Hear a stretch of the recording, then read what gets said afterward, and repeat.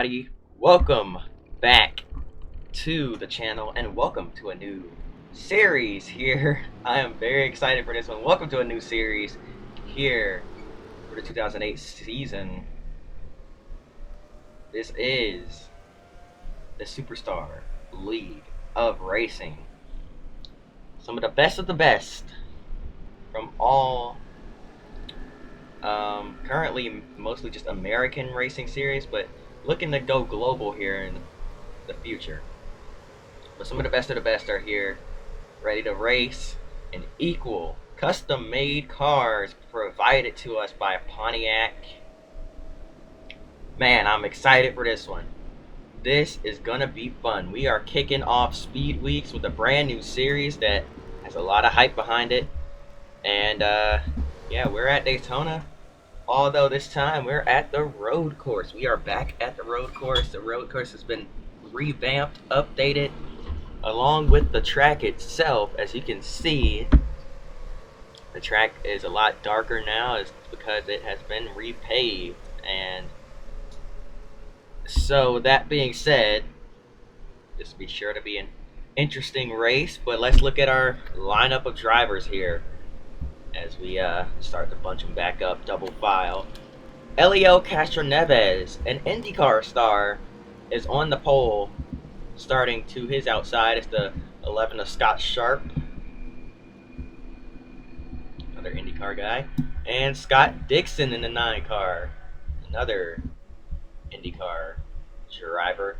And finally we get to our first NASCAR stock car guy here from Money Car. It's Mark Martin, and this is a Money Car sanctioned series, just so you guys know, so there's no confusion. Behind Martin there is Jimmy Johnson and Sam Hornish Jr., who we've actually seen dipping his toes here in Money Car last season. He's trying to get his way into the series. Then we got the returning Rusty Wallace, a former two-time MG Cup Series champion, won the inaugural championship and won it again in 05, his final full-time season. Then we got the 6 of Kevin Harvick, the 5 of Kyle Busch, and the 46 of Frank Kimmel, representing the past series. Then we got Kurt Busch and Ryan Newman, Tony Stewart, and the All-Star car. Doesn't have a full-time driver for the season, but it's AJ Allmendinger, another open-wheel IndyCar guy in this race, driving a 13. Next week it'll be Dale Jr. Then it's Steve Kinser from Dirt Racing and Chris Mack rounding out the field. He's a bit of a wild card entry, but he has been successful. We've taken the green though, so we are racing. Wait, did I? Shoot, I forgot to put the thing on. Alright, whatever. It is what it is. Through the chicane, or the S is right there. A little bit of contact with the wall with some of these drivers snaking through there side by side. These cars, a little bit heavier than the cars that most of these drivers are used to. Most of these IndyCar drivers, rather, and I should say, and the one dirt guy here in the field. Here's Rusty Wallace in the 2 car. Scott Sharp behind him. I believe Sharp is one of the drivers that had issues, but Scott Dixon in the 9 looking to chase down the 13 of Castroneves, or 12, excuse me. Now, I'm gonna go ahead and address the elephant in the room. Most of these drivers are indeed real cars, but I wanted a bigger field, and I'm gonna make the field bigger next season even. But yeah, to make a bigger field, I decided to create some of my own custom cars. And yes, this is the IROC series, in case you couldn't tell, but you know, we're calling it something different. Gotta be original here on the channel. The Superstar League of Racing. Elio Castroneves through the backstretch chicane for the first time. Everyone making it through cleanly there. Now heading back onto the big oval. Whoops, accidentally paused it. My apologies. But yeah, we are here on ESPN. I didn't even mention that. ESPN will be carrying this series, and it's looking like it'll be some Thursday thunder. So we head through the front stretch chicane, the newly added front stretch chicane, slow these guys down heading into turn one. Castro Neves didn't get quite the best run through there, not the run he would have hoped to have, but still hangs on to lead lap number one. Now Scott Dixon closes in right on his back bumper. The 9, the 12, and the 2 right there, nose to tail here. Oh, and Rusty Wallace got a little bit sideways there heading through the S's. Had to check up a little bit, losing some ground. I keep accidentally pausing. My apologies. But as we head, oh, caution. Got trouble for the 97 of Chris Mack. That car seems to have quit on him. He's got no damage, but that car clearly not under power, and he's just trying to keep that thing rolling. I believe he may have blown an engine, so that thing is going to coast to a stop, and we are going to have a caution here. Chris Mack trying to find somewhere to get out of the way.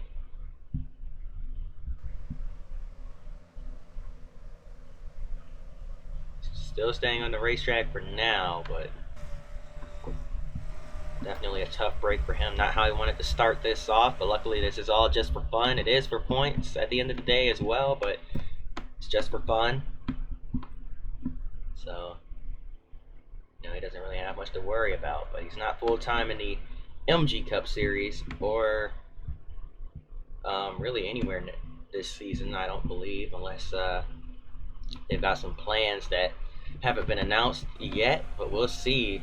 I mean, they don't have to announce every move. They usually like to, but they don't have to, so we'll just have to wait and see with those guys. As Papyrus Racing is out of business, at least for now. Taking a hiatus from the MG Cup Series, but side by side at the stripe for the race lead, Castro Neves barely hangs on, as for the second lap in a row, he did not get a great run through that final chicane. Just holds on to the lead.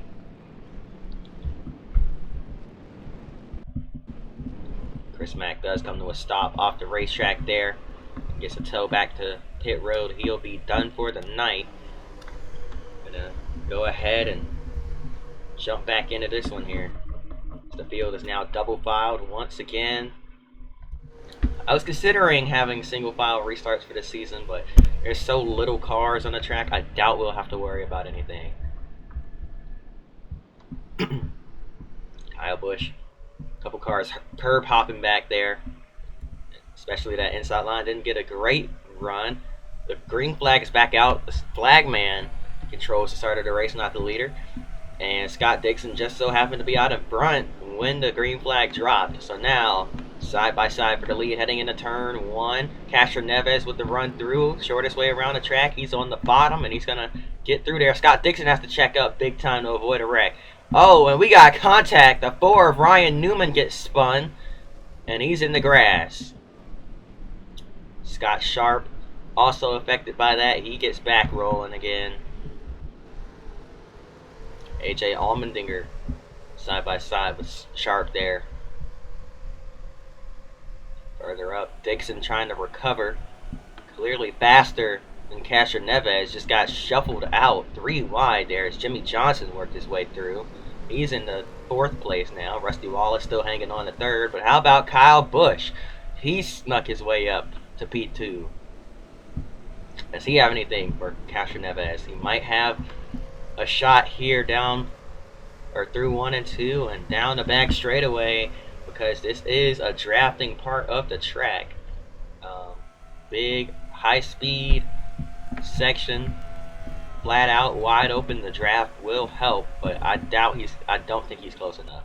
I really don't think he's close enough to really make anything of it, but he is gonna drive into the chicane deep into the bus stop back here. It's a great run through and out of the backstretch chicane. Now another drafting part of the track and into the front stretch chicane now. Some of these drivers decided to stylize their name in lowercase and some in uppercase.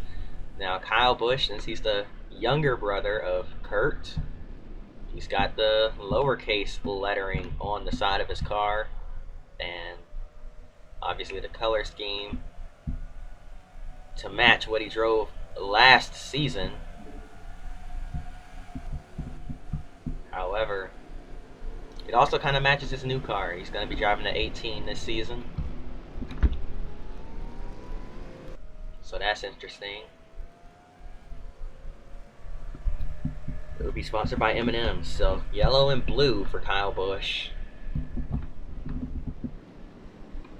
Rusty Wallace driving those famous Miller Lite colors. It doesn't have Miller on the car, but you know, definitely continuing to make them happy with that color scheme. Here is Jimmy Johnson right behind that 2 car,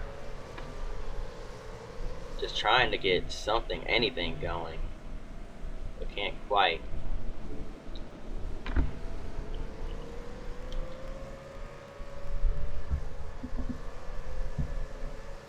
Scott Dixon's fallen back another spot as Tony Stewart, who's a big fan of these road courses, gets by him. Now here comes is that the 8? Yeah, it is. Sam Hornish Jr. with a run on Dixon, trying to use the draft to his advantage.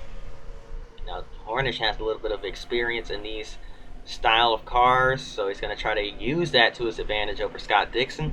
But one guy who is really surprising me here today is Helio Castroneves, the Brazilian driver, doing a great job to hold the lead right now over some far more experienced drivers in these types of cars. Remember, these cars are all equal. There's no difference in equipment. They're all built to be about the same performance-wise. So it's purely up to driver skill. And Kyle Busch reeling in that 12 car, as we noted earlier. Way more experience in these stock cars, and using that to his advantage over Castroneves. But Helio knows a lot about road racing, gonna be sure to hold him off. And Kyle a little bit sideways there. Rusty Wallace right there behind him, heading into this next corner, the International Horseshoe, I should say.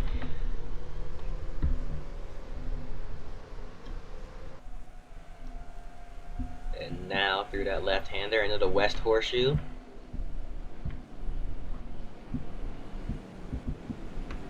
Castroneves doing a great job hanging on to this lead behind them. Looks like the 7 of Johnson holds off the 20 of Stewart. It looks like Stewart got there. Johnson took the inside to hold him off. One car way back. I believe that's Ryan Newman. Yeah, it is. Newman trying to catch the pack, but hasn't recovered since getting spun out earlier. Now this does kick off Speed Weeks, but this isn't our only race during Speed Weeks. We'll be on the oval at Daytona just a week from now, next Thursday, right before the big race. And now here comes, oh boy,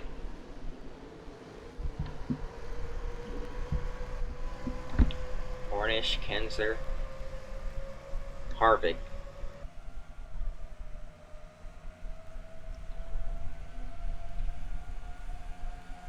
And Kinzer going up high, trying to get a run and a good angle into this chicane. Closing in on Hornish, can't quite get there. But these dirt guys, this one dirt guy here in the field, really surprising me,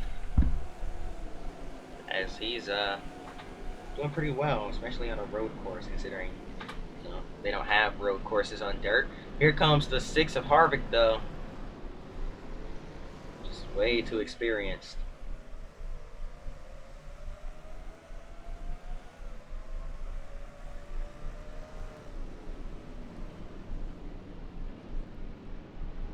But Steve Kinzer, one of the greatest winged sprint drivers in the world, Just trying to have some fun here. Scott Dixon, and he recover at all. I'm actually surprised. Oh, Kyle Busch has gotten past Elio Castroneves.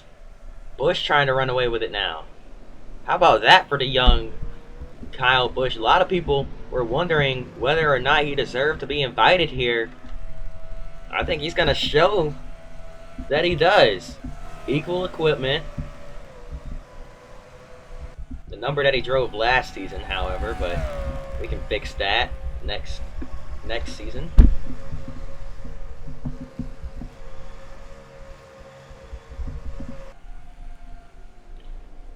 Castroneves driving in deep, trying to get back behind Rusty Wallace. Now these guys technically are teammates, or were teammates, just in completely different racing leagues.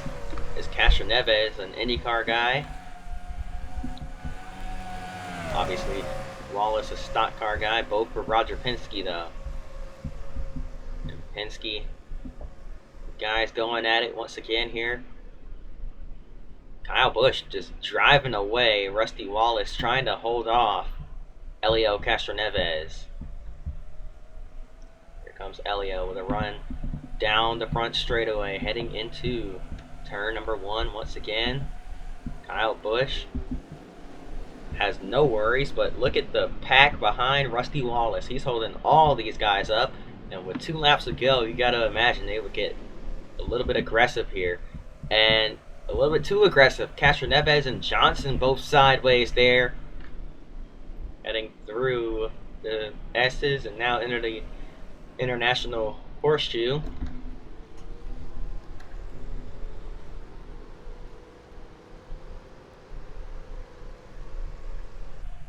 Through the left-hand bend, now into the West Horseshoe.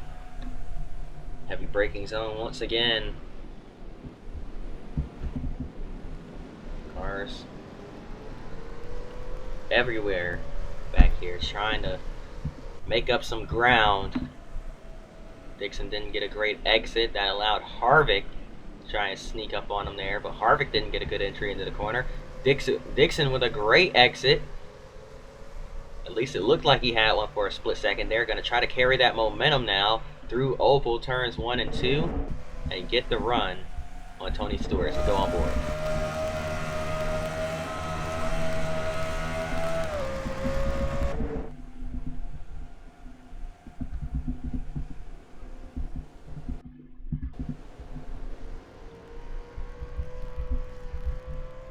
Let's watch the speeds here.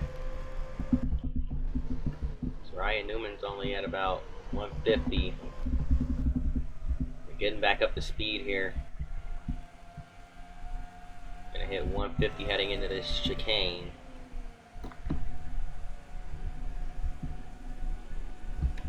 Now Kyle Busch will see the white flag. Can Rusty Wallace, in his return, hang on and take P2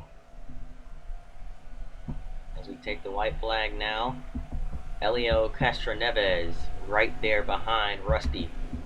A little bit of separation behind them. Jimmy Johnson trying to hold off Tony Stewart. Stewart's hot on his tail, looking for 4th place here. Rusty didn't get a good run through the S's, and now so didn't Jimmy. And now Stewart, huge lunge to the outside of that 7 car. Can he make it stick? Yes, he does. A pass on the outside. Johnson, however, with a great forward drive off the corner. Jimmy Johnson just put the gas down way better than Stewart did. Stewart, however, hot on his tail still, right in that 7 car's tracks, trying to rebuild some momentum here. He runs a little wide on exit. That's going to allow Dixon to try and take advantage now. Here comes Scott, but Stewart drives into the corner deep, misses the corner entry. So does Scott Dixon, following him wide. And here comes Kevin Harvick, but Dixon with a great drive off, keeping Harvick behind him. And now further back, we got some passing going on, I believe. AJ Allmendinger falls back.